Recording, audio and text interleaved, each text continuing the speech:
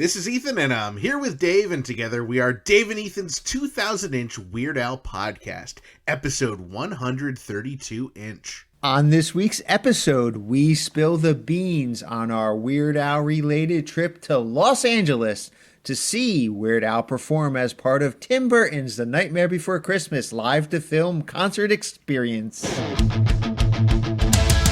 It's Dave and Ethan's 2,000-inch Weird Al podcast. It's a podcast about Weird Al. It's Dave and Ethan's 2,000-inch Weird Al podcast. Seriously, the whole podcast is about Weird Al. Dave and Ethan's 2,000-inch Weird Al podcast. You don't have to listen, but we're glad you are. Dave and Ethan's 2,000-inch Weird Al podcast.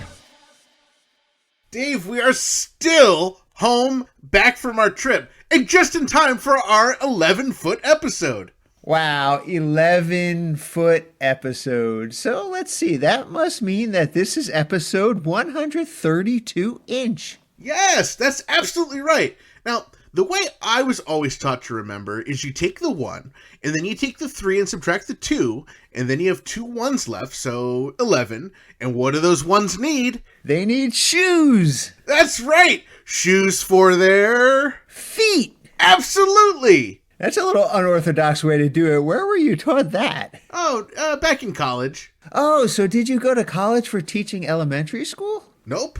Okay, well, anyway, it was so great to talk to Splash Markerman last week. Scott Aukerman. Yeah. And it was also such an honor to be retweeted by the official Comedy Bang Bang Twitter account as well. So pretty stinking majestic. And you know, whenever I hear bang bang, it reminds me of another pair of repeated B words.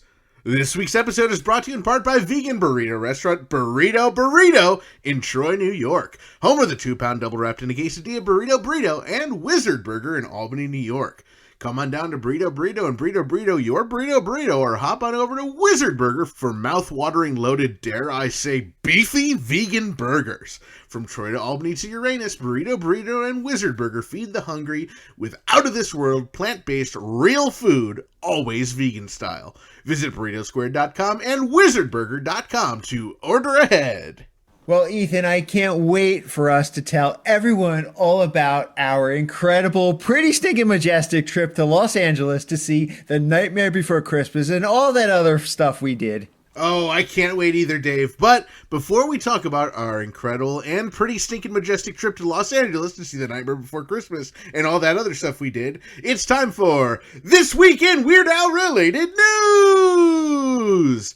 Edgar Wright's documentary about Sparks, The Sparks Brothers, is now available to stream on Netflix. And if you have yet to purchase the Blu-ray, you can now see one of these special bonus features as Weird Al has posted the video of his one-take accordion cover of Sparks' This Town Ain't Big Enough for Both of Us over on his YouTube channel. And Weird Al's at it again, donating his time to charity. The Homes for Our Troops charity is auctioning off a 30-minute Zoom phone call with Weird Al himself over on eBay right now. There are still a few days left if you're interested, but it's already going for an incredible amount, so you may have to sell some of your double-dyed Denver Mint pennies if you plan to bid. There's lots of new music coming up and dropping recently, and first we're going to talk about Barnes & Barnes. This past Friday, Barnes & Barnes dropped their brand new album, Pancake Dream, via Demented Punk Records. It is available now to order everywhere, but there are some extra demented and delightful exclusives available from the Demented Punk Store, store.dementedpunk.com. So once you hit store.dementedpunk.com, you'll find a Demented Punk exclusive vinyl variant edition and tons more, including a t-shirt, embroidered hat, and even enamel pins. The Demented Punk Store is also the only way to get the exclusive Pancake Dream bonus DVD, which is available only in these special bundle packs. Now, of the new album by Barnes & Barnes, Weird Al had to say, "This definitely ain't fish heads. Pancake Dream finds the brothers Barnes at their most hypnotic and avant-garde, creating lyrics and soundscapes that will forever plague my dreams and haunt my ever-waking moment.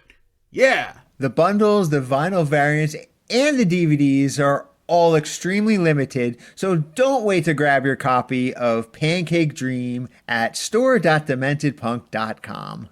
And for more Barnes and Barnes goodies, catch our interview with Bill Mooney, aka Art Barnes, over on episode 84-inch. Chris Ballou has just released his 19th and final Casper Baby Pants album, Easy Breezy. Yes, and so if you don't remember, Casper Baby Pants, that's the name he releases his kids' music under, and while it's his last Casper Baby Pants album, he is sure to have new non-kids music also in the works. Head on over to babypantsmusic.com for more information on Easy Breezy, and for our interview with Chris, be sure to check out episode 50-inch. Now this is exciting. A new Frankie Yankovic collection, Songs of the Polka King, the Ultimate Collection, will be released this Friday, November 12th, on both CD and vinyl. This new release combines the 2 Grammy-nominated albums, Songs of the Polka King and Songs of the Polka King Volume 2, into one handy set, and all the songs are also digitally remastered. Now, Weird Al is featured on the track Who Stole the Kishka, so if you're a completionist like we are, this is a must-have for your Weird Al collection. Plus, it's the first time this track will be on vinyl. Drew Carey also appears on one of the songs with Frankie, plus a bonus for this one, he wrote the liner notes for the new release. Very cool. Now, Metal Al's The Parody album is heading to limited edition 12-inch vinyl and is currently available for pre-order over at metaral.bandcamp.com. Also included with orders of the vinyl is a special Christmas surprise CD single. While we have no official word what will be on that Christmas surprise CD single, we think we can guess which Weird Al song or songs may be included. Now, I'm not sure if we're supposed to say anything just yet, but part of this Christmas surprise CD single may just be Dave and Ethan related. Shh. Dr. Demento's show and the Fump favorite Insane Ian's Illinois album release date has been pushed back by a month and will now be dropping on December 3rd. Be sure to pre-order that album over at insaneian.bandcamp.com for 7 early tracks, as well as the full bonus free live album that he recorded at FumpFest 2021. Well, Ethan, I can't wait for us to tell everyone all about our incredible, pretty stinking majestic trip to Los Angeles to see The Nightmare Before Christmas and all the other stuff we did. Oh, me too, Dave. But we still need to tell everyone about This Week in Grammy Award-winning Jim Chemo West-related news. Tim Miner's new album, A Miner Family Christmas, just dropped on Monday, November 8th. The album features Chemo on the song Ohana Christmas and is available at mbk4life.com. And that's mbk, the number 4, life.com. And it's that time of the year again. Chemo will be doing his annual holiday show on Saturday, December 11th at 7:30 p.m. Hollywood Star Time at Alva's Showroom in San Pedro. Tickets for the live show, as well as a virtual live stream, will be available soon. Last year, the live stream sold out, so make sure you grab your tickets early. And while we will share once we know, it's always best to join Chemo's email letter so you're the first to know when tickets go on sale. Chemo is also set to debut his own online club later this month. While we don't have all the details quite yet, it does sound pretty stinking majestic. Oh, I cannot wait. So what we do know is that it's expected to feature major discounts on merchandise, passes to online shows, and access to a vault of unreleased music, live show recordings, lesson materials, and so much more. I cannot wait for this. I cannot wait for that either, and I also can't wait to tell everyone all about our pretty stinking majestic trip to Los Angeles to see The Nightmare Before Christmas and all the other stuff we did. Well, Dave, before we get into talking about our incredible pretty stinking majestic trip to Los Angeles to see The Nightmare Before Christmas and all that other stuff, I want to do a little bit of a prequel, if you will. Sure, why not? Let's jump right into it. Well, I think we mentioned this on the podcast, but as soon as we heard that Al was going to be doing something in Los Angeles for the Nightmare Before Christmas Film 2 screen event with Danny Elfman, you and I were pretty much like, we have to go. And so very quickly, we figured out our arrangements, our flights, and all that stuff back when it was announced. And so that was all set in stone. We were going to fly out on the 27th. We were going to fly home on the 2nd. That was it, right? Well, yeah, that was it. Pretty simple. Pretty straightforward. And that should have been the case.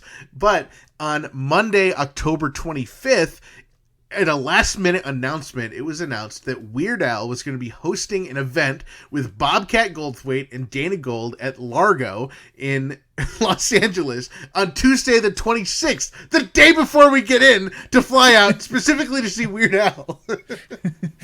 So as soon as I found out about this, and Dave, I don't know what you did, but I started looking into changing flights immediately, and it ended up being so expensive that I could not do it. I did buy a ticket just in case. I was able to make it work, but the flights, it was literally the flight would have cost me 2 times as much as I already paid for my round trip ticket just to fly out a day early. So I had to pass on it. But luckily, my ticket was able to go to Vicky DeVries, Rhymes with Cheese. She got to go to the show with Jeffrey Sarah, Adriana Yankovic, and even Summer Woods got to go, so I bet it would have been great, and I was bummed to miss it. But Dave, we did not go, alas. We flew out the next day. Yeah, it was crazy. The price to get out there was just way too much. And the last minute I couldn't make plans to change, but I was happy to get out there anyway. And I was happy to be flying on the 27th of October. I know, what better way to start a special Weird Al vacation than on the 27th? Exactly. Well, so I didn't really have anything eventful happen. I had to get up at like 4 a.m. to catch my flight. Yeah, me too. That was pretty not stinking majestic. But luckily I was able to get in right around noon, right around when you did, which was very convenient since we're flying from different places. How was your flight? Oh, well, besides being way too early, it was okay. I mean, there were probably 2 Weird Al related things that I can think of that actually happened on the flight. Wow. That's 2 more than my flight's had. Yeah, so the guy 2 rows in front of me was wearing black and white checkered Vans shoes. So that immediately said, this guy's probably a Weird Al fan. He probably wasn't. I don't know. He probably was. Maybe he was a Weird Al fan. He probably wasn't coming out there for the Nightmare Before Christmas. Well, maybe he was just a fan of like chess or checkers.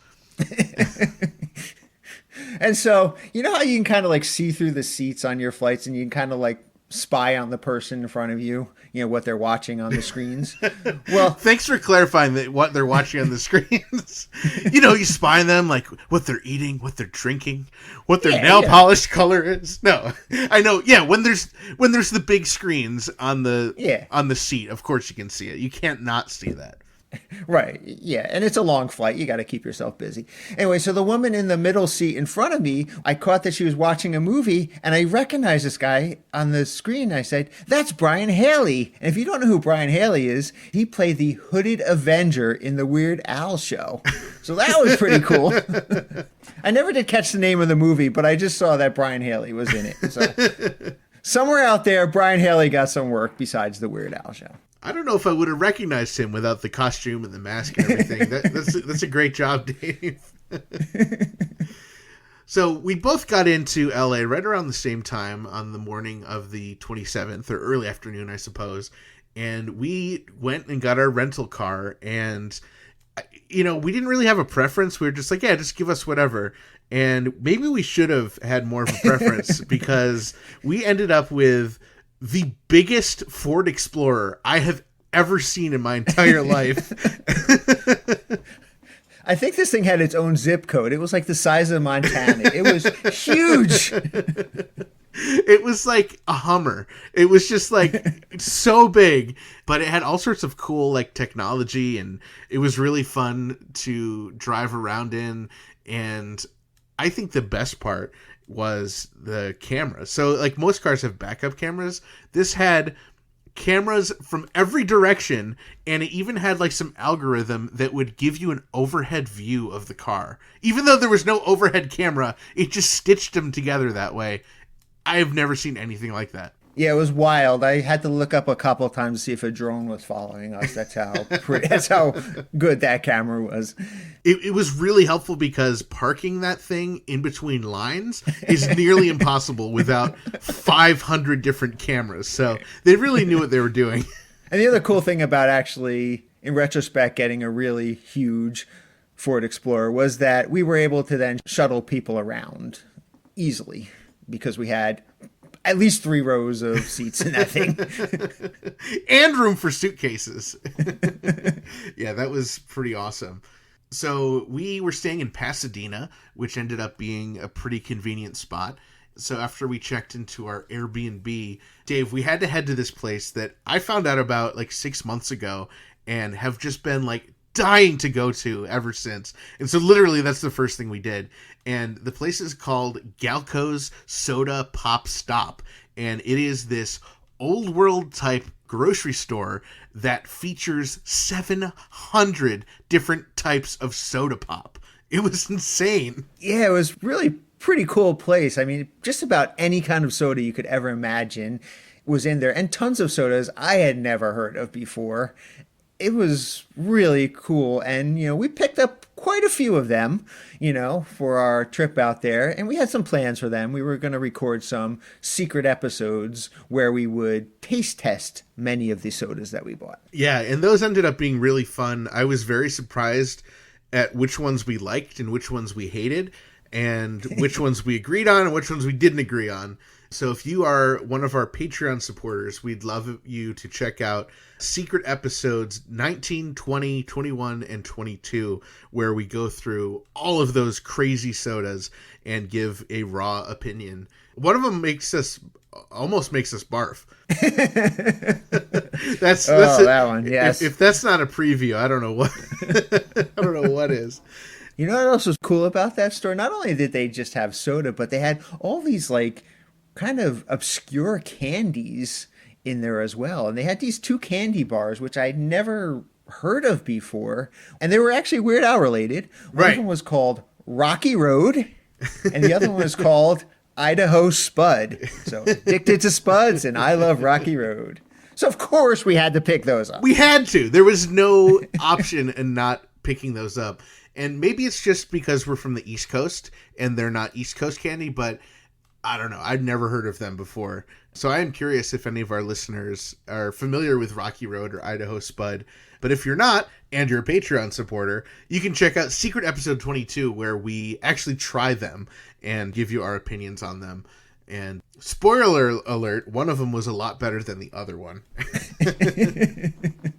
All right, so at this point, we had been traveling quite a bit, and we were pretty tired, but we still had plans for the evening. We actually split up. I actually went to dinner with our good friend, UH Jeff Nucera. He brought me to Roscoe's House of Chicken and Waffles, and that was quite an experience. I think it's great that he took you to a very non-vegetarian friendly place in my absence. I'm very happy about that, because I wonder what I would have eaten at Chicken and Waffles. Well, I guess could have eaten the waffles, I guess right? the waffles, yeah. So what did you do that evening, Ethan? Yeah, so I had completely different plans. We split up, and I think that's really the only time we split up the whole trip was that first night. I went and I met my friend Simone and her fiance for dinner at this little Mexican place. I don't know what it was called. But as we were walking in, a mariachi band was walking out. So that's how authentic it was, and it was fantastic. Then after dinner, we head over to Dynasty Typewriter, this really cool venue in LA, to see the Crossword Show, which our former guest, comedian Zach Sherwin from episode 90-inch, was telling us all about. So I was really thrilled to get to see the new iteration. This was the one that he wrote throughout the pandemic, and this was I think the second time ever performing it. So when my schedule lined up to be in LA when this was playing, it was pretty awesome. So the show was incredible, and afterwards I was just waiting around to see Zach after the show, and I met this guy who turned out to be Alex Kroll. And if you aren't familiar with that name, you may want to go back and check out episode 46-inch of the podcast when we interviewed Craig Billmeyer, aka Hot Licks Houlihan, and he talked about his friend Alex Kroll, who not only was a member of Your Mother and covered those Weird Al songs for that really cool EP, he did the cover art for that one, and he's also a comedian and air guitarist. So when I saw him, we connected immediately. As much as we love Craig, I think everyone would love Alex. He's just a really super fun, cool guy. So it's really cool to get to meet him, get to chat with Zach a bit, and hopefully we'll get to speak to Alex on the podcast and hear about some of his other Weird Al related things that he's done that I got to hear about. Very cool. Looking forward to that. And I'm glad you had a good time. All right, so let's move on to the next day, Thursday, October 28th. The day started out early for me. I got up and I went for a run around the neighborhood, and we were staying in a pretty nice neighborhood. Every other house I was going, ooh, they've got a Tesla. Ooh, they've got a Porsche. Ooh, they've got a Tesla and a Porsche. So I was pretty happy with our Airbnb location. Well, while you were out for a run, I got a surprise call from our friend and former guest and Patreon supporter, Frank from the Bank Sanchez. He was calling to wish us a happy and fun trip, and he wishes he could have been out with us. So it was really cool to get to chat with Frank from the Bank Sanchez. Pretty much the only good Frank that we know. All right, so no trip to Los Angeles or the Los Angeles area is complete without a trip to 6914 Hollywood Boulevard, Weird Al Yankovic's Hollywood Star. So of course we went there. Yeah, and Dave, was this the first time you were back since the ceremony? Yeah, this is the first time that I've been back to California since the Hollywood Star ceremony way back on August 27th, 2018. So I was excited to get to see the star again, and I was excited to kind of check out and see how well it aged over the past 3 years. So I had seen it at the end of 2019, and I have to say, at my first impression, it looked identical to how it looked when I last saw it. Yeah, my first impression was it still looks as shiny as it was the day it was put down there. It was in great shape, so thank you to everybody out there who's helping keep that star in a very busy location looking like it's brand new. Yeah, well, you know, even though it was new, we still have to pay our respects. So Dave, we cleaned it. There is a video on our Instagram of Dave wiping down the star, and it looked great. And we knew we were going to come back. We couldn't just see the Al Star and depart. So before we came back to visit it, we grabbed some lunch at this ramen place.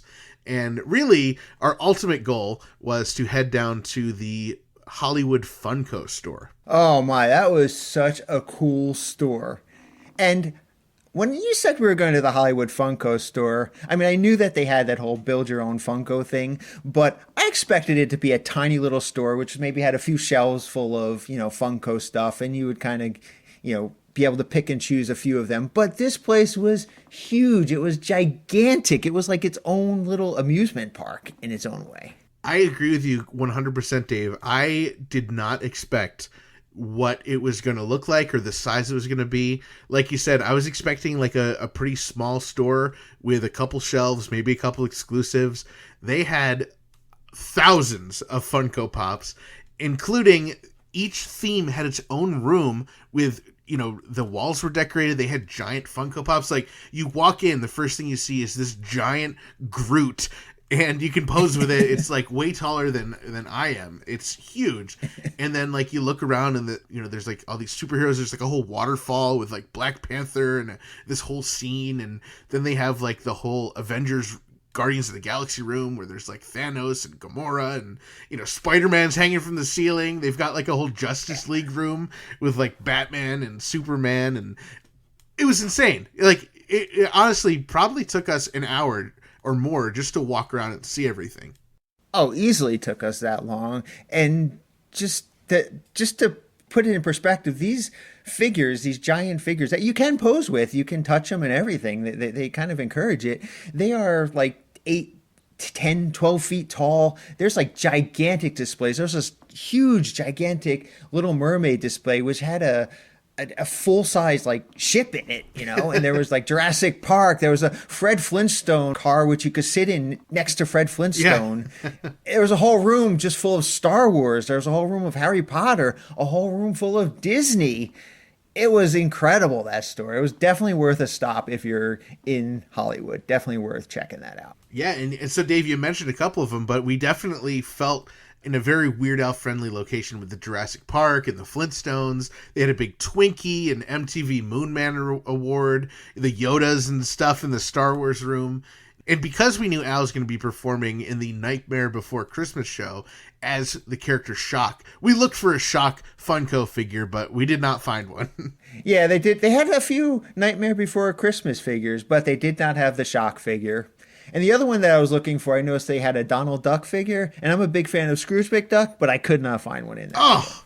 Well, we took some notes of other pops that we thought may be of interest to people who are fans of Dave and Ethan's 2000 Weird Al podcast. I found 2 different Funko Pops, both named Big Al. The first one was Alabama Crimson Tide's mascot, and the other was just some original character by Funko. Yeah, and there was another original character by Funko who went by the name of Gil, as in Gil and Chill. As much as I looked for one, I could not find a Chill Funko. There was a whole series of Ramen Gudetama Funko Pops, and I couldn't help but think of Whatever You Like, and the top ramen line in that. There's another really cool one. There's a full-size Jungle Cruise, ship of boat from the Jungle Cruise. And then if you ever saw the Jungle Cruise movie, which stars The Rock, his character's name is Frank. Well, there was actually a Funko Pop called Frank.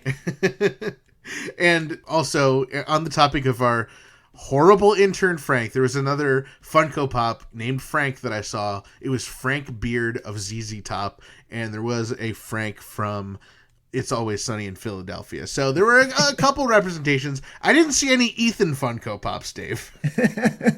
I saw a few Dave ones, but yeah, I did not see any Ethan ones.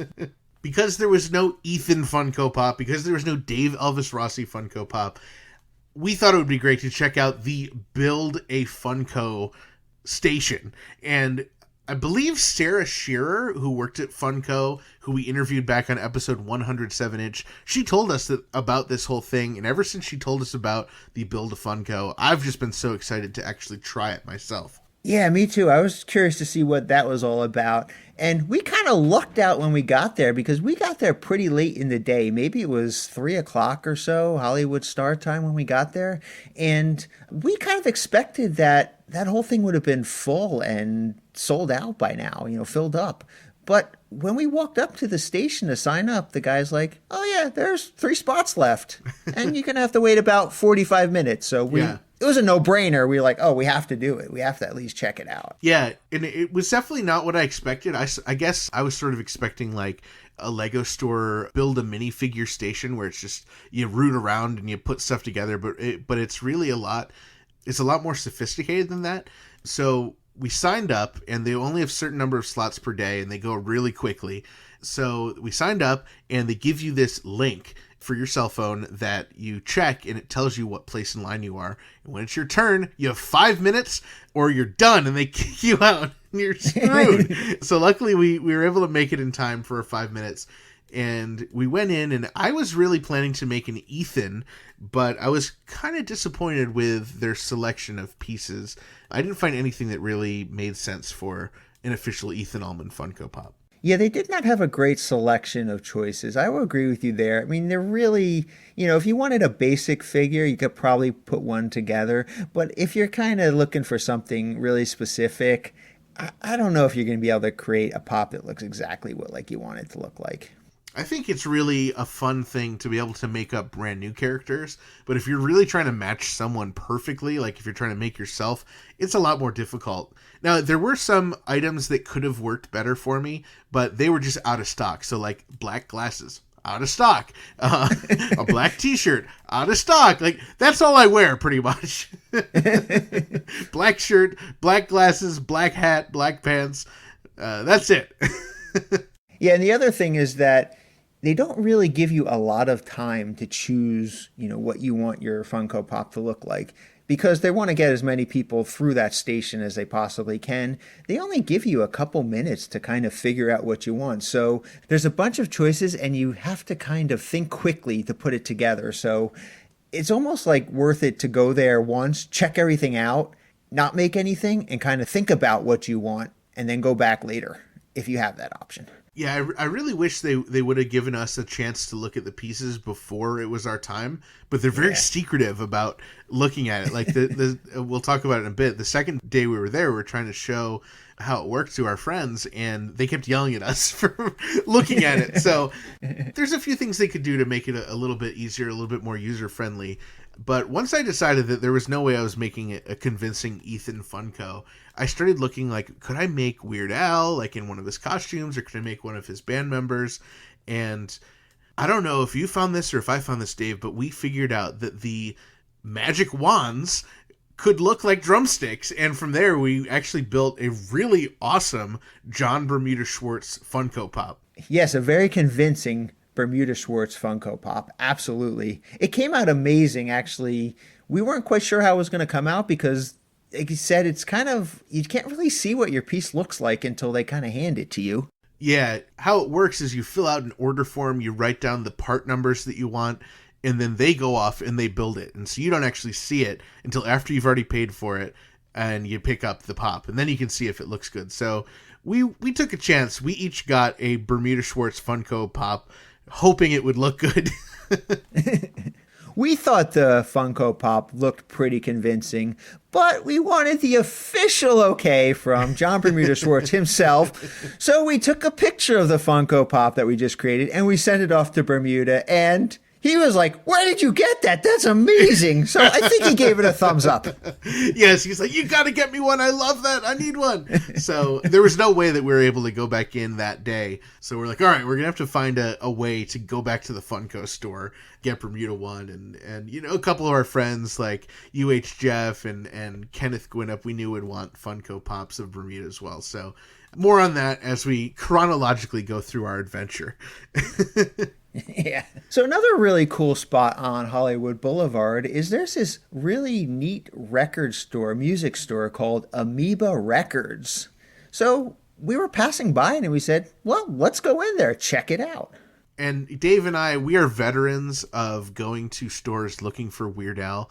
He never gets the coverage that other musicians get. There's always a lot of like, do I look in rock pop under Y? Do I look under W? Do I look under Y miscellaneous? Do I look under W miscellaneous? Do I see if there's a comedy section? You never know. And it's always a huge pain in the butt. So we did a lot of searching around the store. We looked in CDs, we looked in vinyl, we looked in tapes, we looked in books. Dave, I think we looked at pretty much everything in the store. Yeah, we spent at least an hour there just going through everything.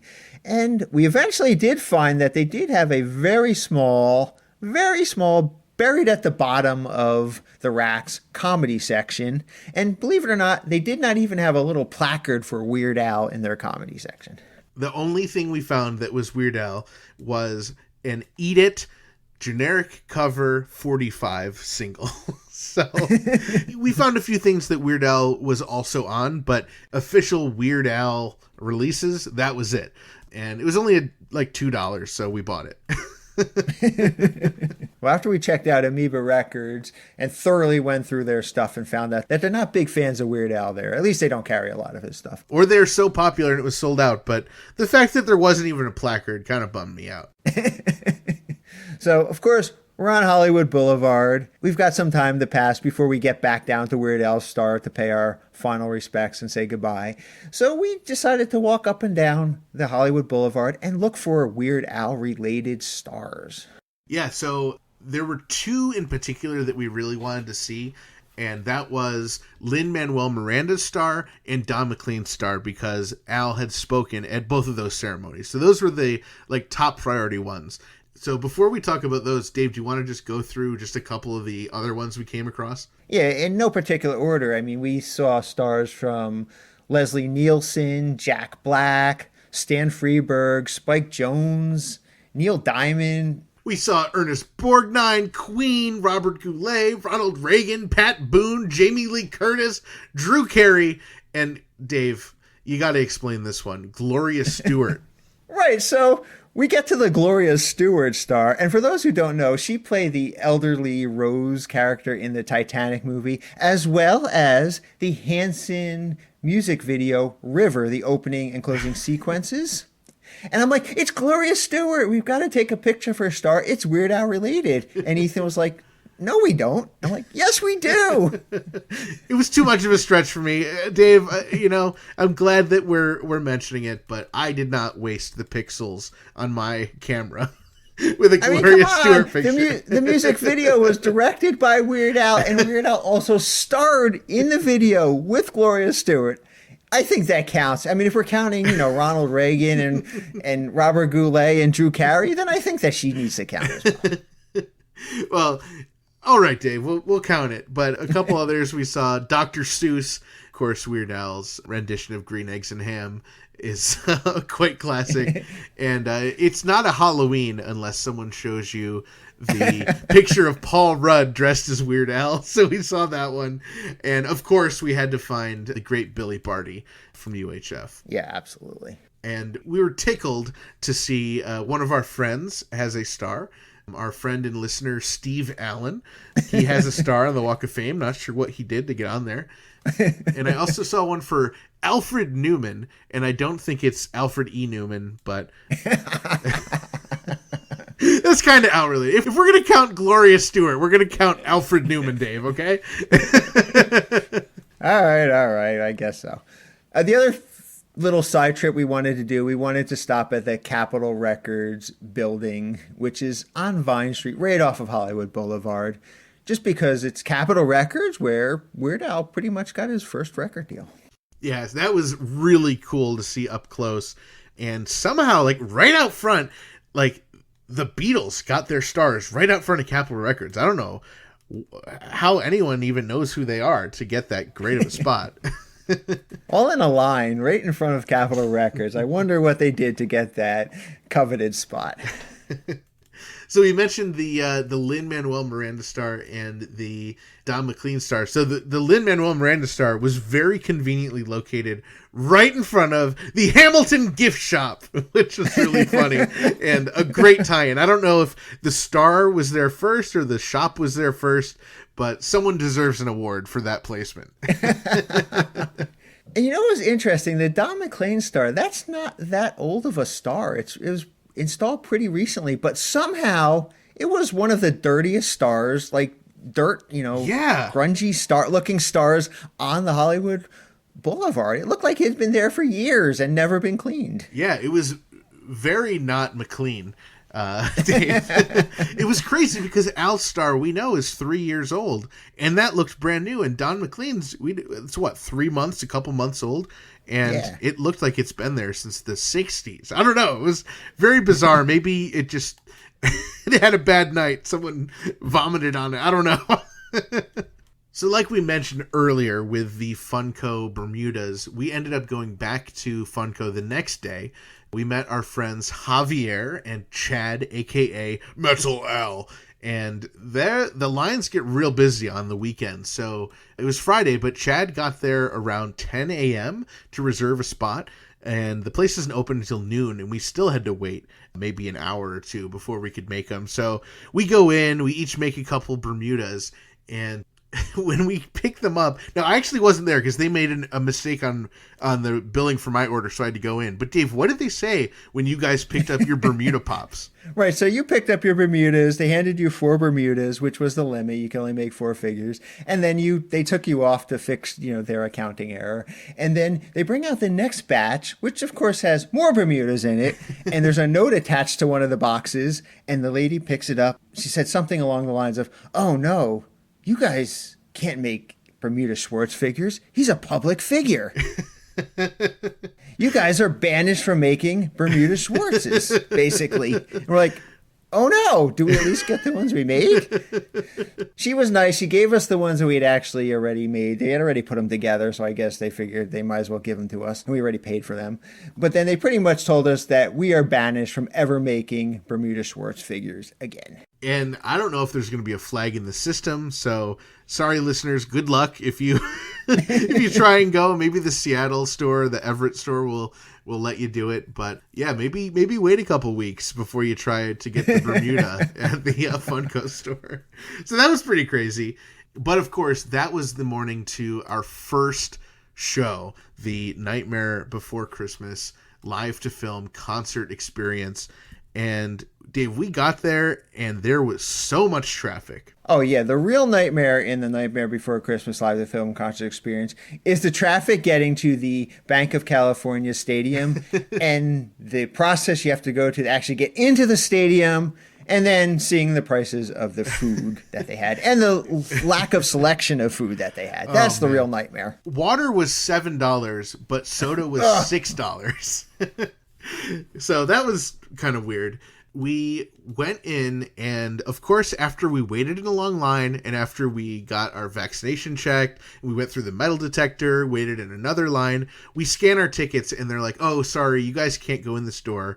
You have to go in the south entrance. So we had to walk around this whole stadium, wait in another line, get checked for the vaccine again, go through the metal detector again, and then wait in line for the ticket again. But luckily we got there in time. And it was Yumi and Javier who went through that whole mess. We did check out the merch stand, and there was nothing that said Weird Al's name on it. There was some really cool stuff that was Nightmare Before Christmas themed, but nothing that actually said Weird Al.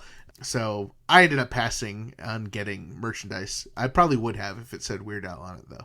Yeah, and just to add something to that experience of getting in there, once you get into the arena, everything is open. So we actually walked past the entrance that we got banned from going into. So that I tried to block that out of my memory, Dave. Thank you for reminding me. I'm like, really? Anyway. Yeah, so for this first of the two nights where we got to see the Nightmare Before Christmas live, the film concert experience, both Ethan and myself, we had seats on the floor, not next to each other, but in the same section on the floor. Yeah, we're maybe 10 rows apart. And it was just Solo sitting there, and I was really surprised. So the show started at 8. A little bit before 8, Greg Proops came out, and he hosted a costume contest, which was a lot of fun. And the show was supposed to start at 8, but it didn't actually start until 8:30. And once it started, it still was pretty much only half full for a sold-out show. So I think the traffic just really messed with a lot of people. Yeah, for sure. There were people coming in, at least near where I was sitting, pretty much up to about intermission. There were still people showing up, and taking their seat for the first time. But the show itself was actually really good. It was really well done. I enjoyed it a lot. So the show started with a really fun Disney skeleton cartoon, and then they did a Nightmare medley with some of the concept art from the film. And then once the actual movie started, the movie would just play, except all of the music was performed on stage. So there was an orchestra, there was a choir, and then whenever there was a song, it was either a member of the ensemble, which featured Greg Proops and a couple other actors and singers. And then when it was a starring role, that's when a celebrity came out. So Danny Elfman was playing Jack Skellington. So we saw him all the time because there's a lot of Jack Skellington songs. Yeah. So some of the other highlights included there was this gigantic Jack Skellington puppet, and it had to be 20 feet tall, and it was like run by two people. It was amazing. The mouth moved, and it moved like a real person. The eyes blinked. Really well done. Oh my God. Yeah, that was so cool. So, I mean, and so when Danny Elfman comes out, he's dressed like Jack Skellington. He's got the black suit with the stripes, and it was right before the intermission that we were introduced to Paul Reubens. Yeah, so Paul Reubens reprised his role of Locke from the film, and then Weird Al was introduced to a really good applause Absolutely. as Shock. And then Danny Elfman came out and sang the third part, Barrel, which he had also done in the movie as well. He reprised his role. So it was just the one song that Al sang on, Kidnap the Sandy Claus. And Dave, that was absolutely the best song in the show. Not just because Al was in it, but that song was stuck in my head. It's still stuck in my head. It's definitely the funniest, most fun song. And I'm really kind of glad that Al ended up with Shock instead of the Locke character, because I think there's more lines and there's better lines. And he absolutely killed it. He did such a great job. Yeah, the three of them put on a great performance for that song. And Catherine O'Hara, she did originate the part, but I'm sorry. Weird Al should go back in time and record it for the film, because he was the best Shock I've ever seen. Do also want to give a little shout out to Ken Page, who reprised his role as Oogie Boogie, and of course Billie Eilish, who did an amazing song as Sally. Yeah, and people just went absolutely nuts for Billie Eilish, the same way that Dave and I went absolutely nuts when Weird Al came out. The whole place did it for her, and she's a huge star, so it was really cool to get to see her doing a show like this. And she sang one song herself, and then there was like kind of a shorter song near the end. Right. She sang with Danny. And after the film, it was really great. You know, everyone except for Paul Rubens came out and gave a bow. He was missing from that lineup. And as the first encore, Danny Elfman sang the Oogie Boogie song himself, which was a really interesting take on it. And then there was yet another encore. Oh, this was really cool. I was not expecting this to happen at all.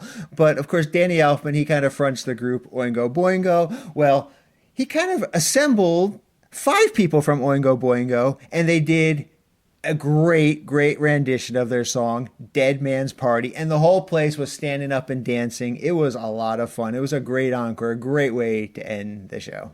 And one thing that we learned before the show was that our friend and Al's gal, who toured with Al on the Strings Attached tour, Monique Donnelly, was actually in the choir for the show, which was really awesome. Unfortunately, from my seat, I couldn't see anyone in the choir.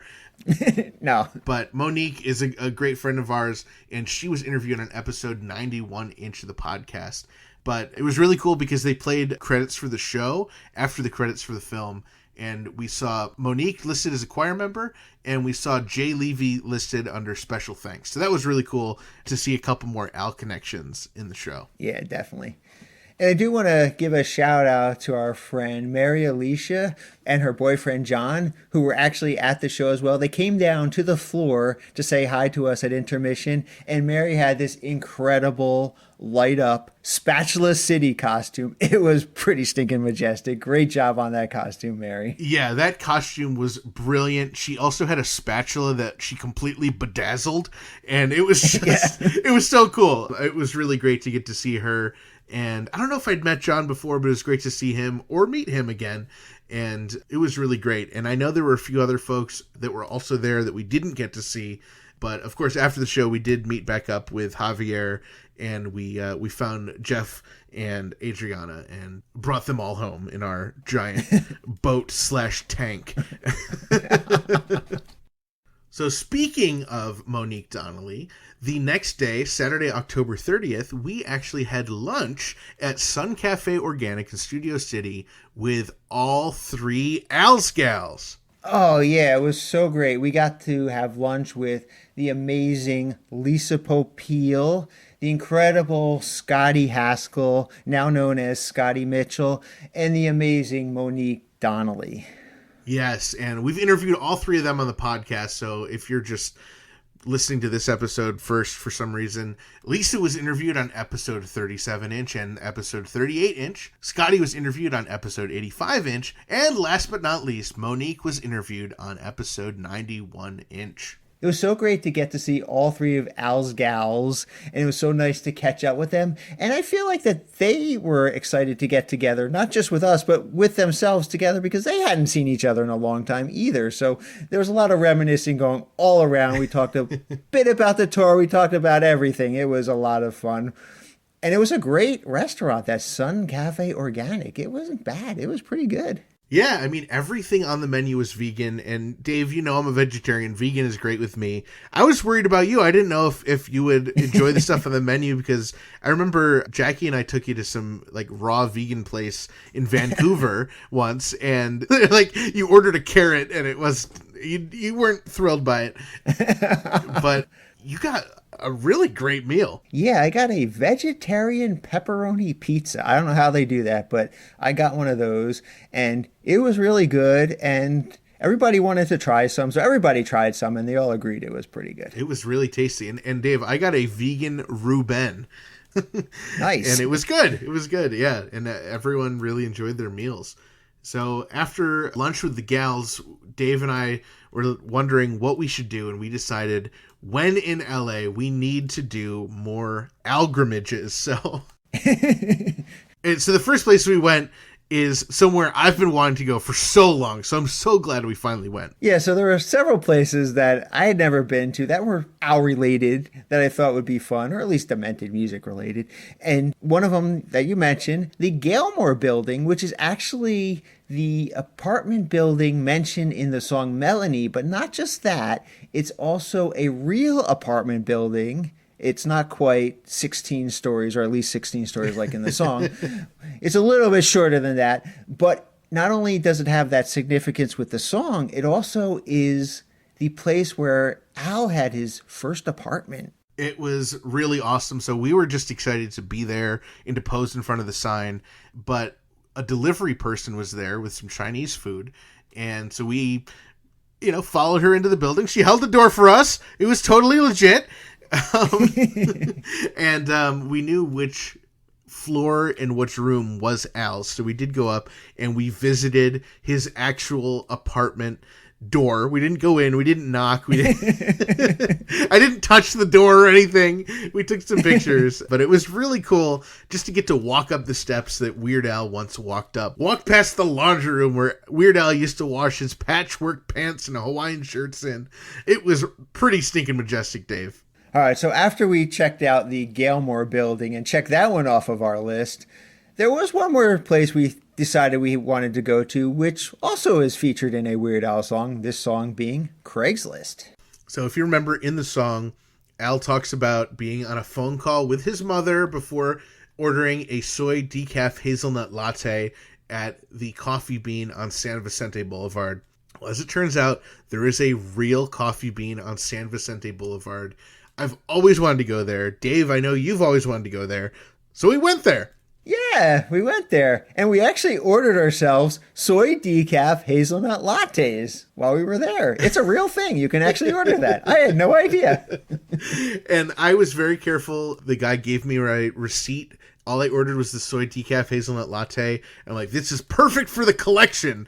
And Dave, what happened to your receipt? Can you remind me? So I ordered the same thing, and I wasn't sure if I'd like it. I don't really like coffee, to tell you the truth. So I also ordered myself like a cup of chai tea. And, the guy just took my receipt, crumpled it up, and threw it in the garbage. I was like, can I have my receipt? So he fished it out of the garbage, which I thought was very nice. He uncrumpled it, he flattened it out, and he handed it. So my receipt's all crumpled, and it doesn't just say soy decaf hazelnut latte. So I think Ethan's is the only perfect mint condition receipt that just says soy decaf hazelnut latte from the Coffee Bean on San Vicente Boulevard. Now, the receipt does not say decaf, but the guy was sitting right next to the barista, so he knew what to make. And Dave, while mine has a more authentic printing on it, yours has authentic trash can molecules from the San Vicente Coffee Bean. So I think they're both ranked pretty high up there on the tier of collecting. Yeah, and just to set the record straight, the barista that we had at the Coffee Bean was not at all snotty. He was a wonderful person. So shout out to you, barista. Yeah, unfortunately, it would have been better if he was snotty. For the story, of course. So after the Coffee Bean, we decided to make a demented trip over to the intersection of Pico and Sepulveda. Yeah, for those who are scratching their head wondering what connection that has, the Pico and Sepulveda is the actual theme song that Dr. Demento has been using pretty much from the beginning on his show, The Dr. Demento Show, Pico and Sepulveda. And there is, the great story that Al recorded a cover of Pico and Sepulveda, and the original tape was in Dr. Demento's car, and the car got stolen, and so we'll never get to hear Al's, I'm sure, brilliant cover of Pico and Sepulveda. And in some great karma, while we were parking to take our pictures over at Pico and Sepulveda, Ethan pulled in unknowingly into parking spot number 27. It was amazing. So that night we got together with UH Jeff and Javier. We had a nice pizza dinner. They helped us record one of the secret episodes for our Patreon supporters. And we got to see some pretty stinking, incredibly majestic stuff from Jeff's collection, as well as his pretty stinking, incredible, majestic cat, Chloe. Yeah, as you might imagine, Jeff's a big collector. He's up in the upper echelon of Weird Al collectors, and he's got some stuff that really made me jealous. He's got some amazing stuff. Yeah, it's always really cool going to Jeff's house and just seeing the stuff he has, original stuff, one-of-a-kind stuff. It would make your mouth water. We'll have to ask him about some of that stuff on the podcast eventually. The next day was Sunday, October 31st. It was Halloween. It was the day of our second show.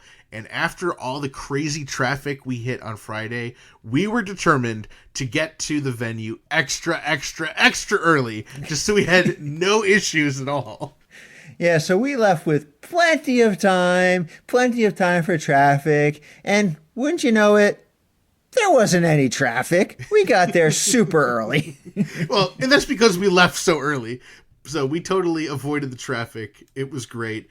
We parked in the same lot we went at the previous show, and in tow we had Jeff, Nucera, and Adriana, who were dressed up as the twine ball couple from Biggest Ball of Twine in Minnesota, complete with Mama's homemade rhubarb pie. It was incredible. And they had little buttons from all the places that they had already been. All the places mentioned in the song. They had made up little homemade buttons to put on their Hawaiian shirts. It really went all out with their costume. It was a great costume. So what was really cool about this second show is, with the help of UH Jeff and a couple friends, we ended up buying a VIP suite to watch the show. And it was incredible. So we had room for 16 people, and we got a couple of our LA friends, a couple of our non-LA friends like us flew out. And boy, Dave, that was really a great way to watch the show with a bunch of friends and our private booth. That was really cool. Yeah, we had a sweet suite. It really was a cool adventure. I was so happy, not just because it was a suite and because, it was a lot more relaxed than being on the floor, but also because we got to see so many people and got to hang out and interact with them for like the entire time. We were watching the show together. We were cracking jokes. We had food in the suite ahead of time. It was really cool. And pretty much everybody in the suite was dressed up, for Halloween. So it was a lot of fun just getting to hang out with people and check out all their amazing costumes. Yeah, so, and I'm sure you've seen it online. Dave and I, we both dressed up. I was dressed as Al from the Like a Surgeon music video. Yeah, and I was dressed up like Gilligan from Gilligan's Island. And yes, it was a Weird Al reference. And yes, it was a podcast reference as well. And when it was chilly, I was chill, I guess we could say. So we already mentioned Jeff and Adriana, but would you believe it? We got to see David Grant from podcast fame, as well as his fiancée Stella. Javier was there, who we mentioned before. And then, of course, our beer tasting aficionado, Joe Jaffa, was there, dressed as Weasel Stomper, which was fantastic. And the amazing Amanda Cohen was there, and she was dressed up as a fish head, like Barnes & Barnes Fish Head song. Our good friends Allison Parsons, Chad Kelson, and Summer Woods were all dressed as, get this, Weird Al. And then, would you know it, episode 69-inch guest and future episode 420-inch guest, Jackson Scoggins was there, as well as our friends Helen, Alexis, and Kelly.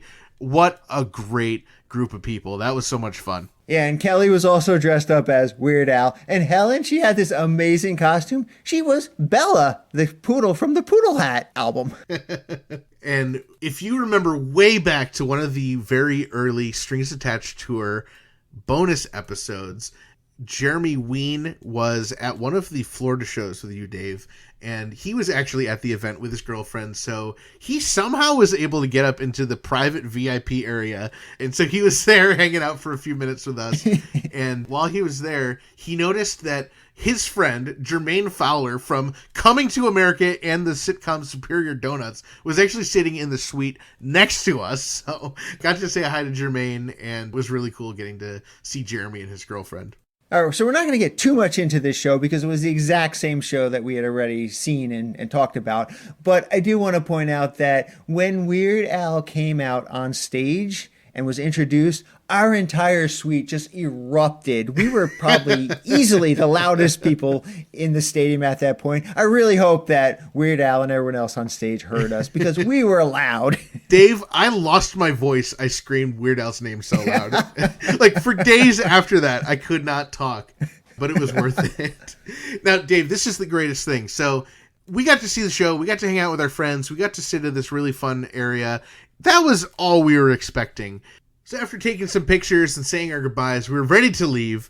And as we're leaving, we found ourselves admitted into, legitimately, the VIP after party. And at first we weren't sure if this was just something they were doing for suite renters or what. But we realized we were in the actual post-show VIP party when none other than Weird Al showed up.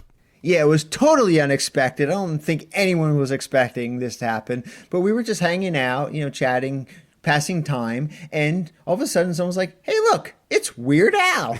So we all went over. We chatted with Weird Al. He was as nice as always. As nice as he could be. And, we did a few group pictures. We asked him a few questions. For one group picture, I saw everyone was taking a group picture. I hopped in and I ended up standing right next to Weird Al. He turns his head. He goes, oh, hi, Dave. I thought that was nice. And when we took his solo picture, just Dave and I, he's told us how great the interview came out. So that was really nice of him to say. And there were a lot of people who wanted to see Al, so we didn't have a whole lot of time with him. But it was not just a fluke that Al showed up at this party. This was the legit party. And we actually ended up also getting to say hi to Greg Proops. Yeah, we got to say hello to Greg Proops. This is the first time I had met him. He was pretty impressed that we came out, from the East Coast to see it. He was very sweet. He took a picture with me as well. And then, believe it or not, someone actually saw Danny Elfman at the party. And of course, Danny was mobbed, but he was being really friendly, talking to everybody and posing for pictures. So we went over, we waited in a long line, long time for him. And we got to talk to Danny and get our picture with Danny. And he was also very surprised that we came in from the East Coast just to see these shows. It was awesome. After we met Al and Greg Proops and Danny Elfman, we're starting to wrap up, and I saw this guy, and he had the exact same hairstyle as Weird Al. So Adriana started filming, and I ran over to him, and I was like, Weird Al, I'm your biggest fan. I dressed up like you for Halloween. I have a whole podcast about you. Can I get a picture with you? And this guy was so confused. He's like, I'm not Weird Al. What? But he posed for the photo and was a super good sport about it. And I don't know where you were at that point, Dave, but once I found you, I went back over to the guy and we introduced ourselves. He was super cool. His name was Ryan. His mother-in-law had produced this whole event, and she even produced the one that Al was part of for Willy Wonka. And he was really fun. Turns out he's in a band with the guy who played McLovin from Superbad. So it's how random. It was so cool meeting him, and what a great way to end the night. Yeah, what an amazing night. Full of so much fun times in the suite and so much surprises at the after party. It was a great day, a great Halloween.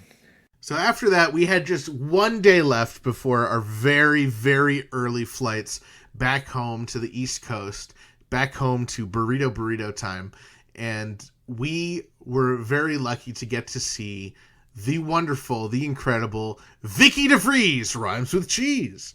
Yeah, we made plans to meet up with Vicky DeVries, Rhymes with Cheese, at Cantor's Deli, and that place was really good. They had great sandwiches there, and it was so nice to get to catch up with Vicky. We haven't seen her in such a long time. We actually sat at Cantor's Deli for hours. I'm talking hours catching up with Vicky. Talking about Weird Al, everything. And I'd only met Vicky one time. That was at the Star Ceremony. So, I mean, I've been in touch with her since on the phone and via email and text message and stuff. But it was really great to get to spend time with her in person. And I also got to have yet another vegan Reuben while I was there, which I did not expect them to have. And if any of our listeners are anywhere near Cantor's Deli, we actually left a podcast-related surprise. We actually left 2 podcast-related surprises somewhere in Cantor's Deli. So anyone who visits Cantor's, if you find our podcast-related surprise, please snap a picture of it and tweet it to us on Twitter or tag us on Instagram or post it in the group.2000inch.com. We'd love to see if anyone can find our podcast-related surprise at Cantor's. After we said our goodbyes with Vicky, we went to our hotel, which is right near the airport, and we just wanted to get to bed because we had to be up so early. I think, we woke up at 3:30 Hollywood Star time, something like that. But this is kind of a funny little side story. Our hotel TV had access to Netflix, and whoever was there before us had left themselves logged into their personal account. So we may or may not have changed their profile picture to a chicken, and we may or may not have changed their name to #GillandChill. So if that person's listening, we're kind of sorry. But are we really? No. Okay. Another really fun thing that happened on November 1st was the day that Al posted his #1 best Halloween costumes, and we saw a bunch of our friends on the list, including Summer Woods, Kenneth Gwinnett, Joe Jaffa, Andres, Mike Duquette from episode 41-inch, and even our friend Almond Moose Cosplay. And Dave, you and I were also in the best Weird Al costumes, tied for first place. Yes, Weird Al shared our picture of Gill and Chill, a.k.a. Gilligan, in a very cold version of the Like a Surgeon outfit that Ethan was wearing. And we are extremely honored to be first place in the Weird Al costume contest. What a tremendous honor. What a tremendous surprise. And not just the costumes of our friends. There were a lot. All of them were really incredible costumes. So congratulations to everyone. And if you're in there and we didn't mention you or we didn't see you, please let us know. We'd love to see if more of our friends and listeners made it into the first place of the costume contest. All right. Well, finally the day came. Our trip had to come to an end, and sadly we had to head home. Well, my flights, there was nothing Weird Al related. But Dave, when you flew out, there was something Weird Al related. Was there something Weird Al related on your way home? Well, there was something podcast related on my way home. Okay. And believe it or not, my pilot's name was Gil. What? I didn't think anyone was really named Gil. I thought that was made up from the podcast. That's incredible. I didn't catch the co-pilot's name, but I do not believe it was Chill. Well, you never know. One little tiny Easter egg I wanted to point out is this was not intentional, but where Dave and I stayed for the majority of the trip was just off of exit 27. And that was just a fun little surprise that we kept getting off on exit 27 every time we went back to our place. All right, Ethan. So we spent nearly a week in Los Angeles. We talked all about it. It sounded like we both had a lot of fun, but just for the record, did you have fun, and would you do this whole adventure again? Dave, I would do it again in a heartbeat, although I would change just one thing. Well, it sounds like you had such an amazing trip. I don't know what that one thing you could change is, but you said you changed one thing. What would you change, Ethan? I probably would have just flown out a day earlier so I could have caught that Weird Al thing at Largo. But other than that, it was a completely perfect vacation. It was so much fun. We falled out, we kept our eyes up, and we just had an incredible time. And we drank a lot of soda. We drank a lot of soda.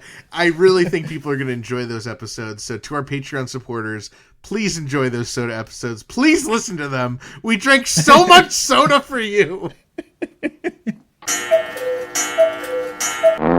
Oh, hey, that noise means we have a voicemail on the 347 Spatula Hotline. The 347 Spatula Hotline, the official hotline of David Ethan's 2008 Weird Al podcast, is sponsored by Angel Valenzuela and David Cash, two amazing Weird Al fans and longtime podcast supporters. All right, it's time to play the message. Frank! Hi, this is Adriana Yankovic, and I'm at the Bank of California Stadium seeing Weird Al perform at Tim Burton's Nightmare Before Christmas live with Dave, Ethan, and tons of other friends. Everybody!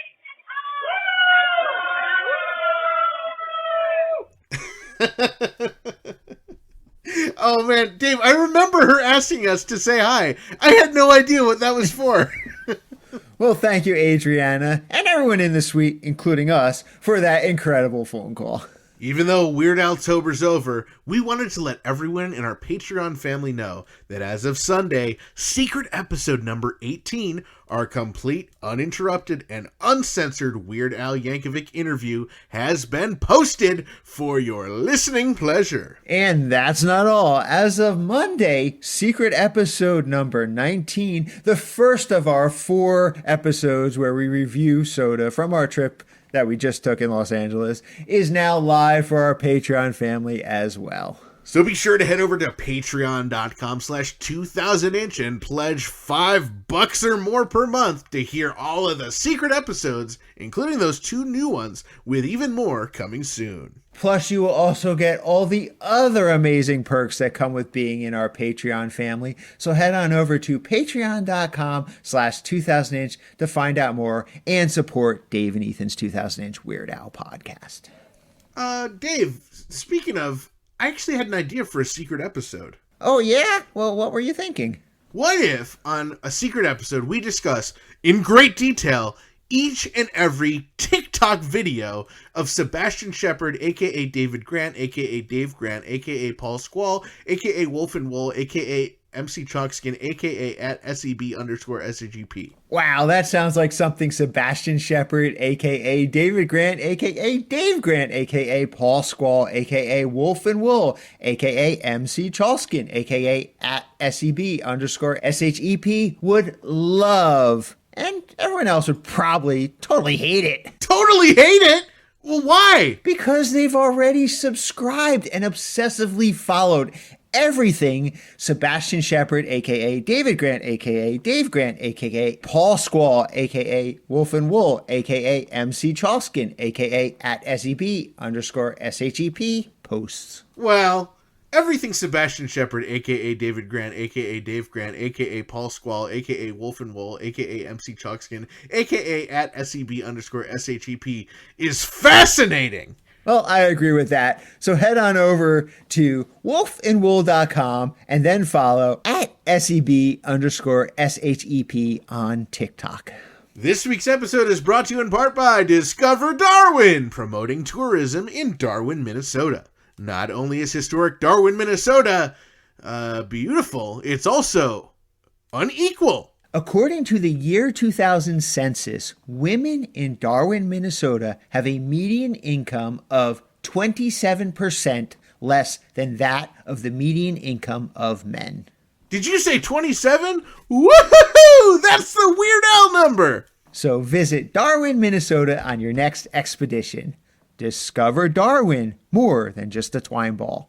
And after you visit Darwin, Minnesota, be sure to visit discoverdarwin.biz. Each week, Dave and I are able to bring you our podcast absolutely free, thanks to our sponsors Burrito Burrito, Discover Darwin, Jackson Scoggins, David Grant at wolfandwool.com, and Angel Valenzuela and David Cash. And thank you to our amazing close personal friend Patreon supporters, Jake, Javier, UH Jeff, Zeb, Allison, Scott, Blair, Adriana, Frank from the Bank, Kenneth and Jared, and thanks to our newest members of our Patreon family, Tom Dog and Drew, and everyone else in our pretty stinking majestic Patreon family. If you enjoy our family-friendly weekly Weird Al podcast, please consider supporting us at patreon.com/2000inch or by picking up some pretty stinking majestic official Dave and Ethan's 2000inch Weird Al podcast merchandise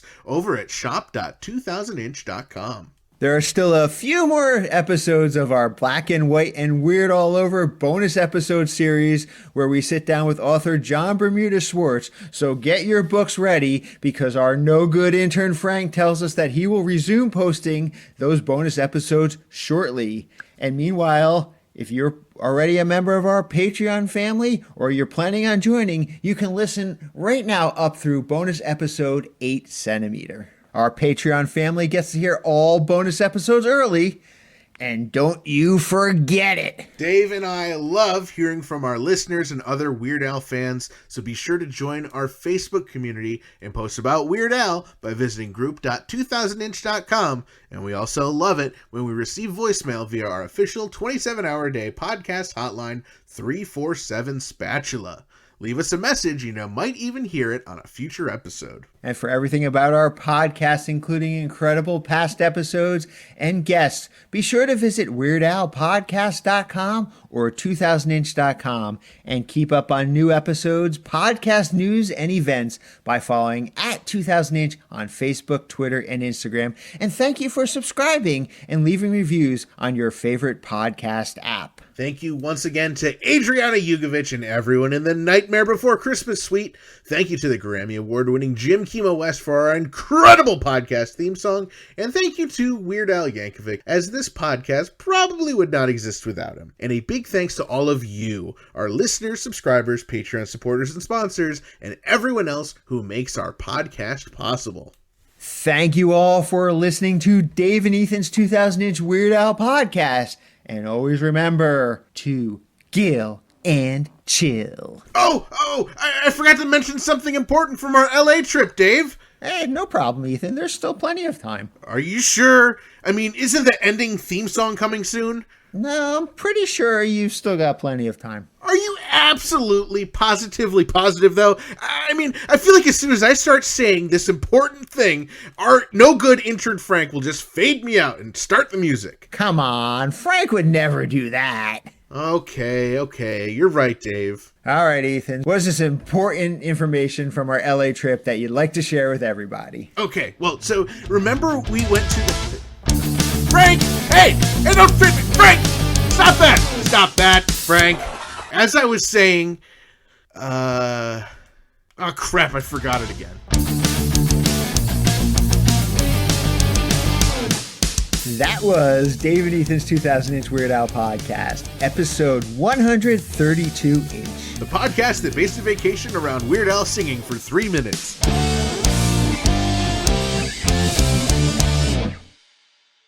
That was pretty not stinking majestic,